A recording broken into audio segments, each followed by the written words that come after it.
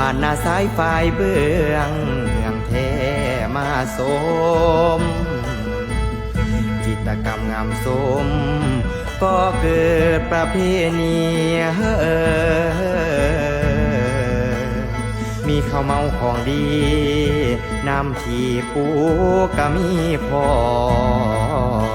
มเสิร์นมาเบิ่งบังไฟเป็นบุญใหญ่ห้องเฮืองไล่พี่หลวงน้องเนืองสืบสานแท้แต่แม่มาบ้านนาสายนี่นะลมเก่าทินนี้ยังเจริญมากมีหน้าดีสู้กับพันแล้ว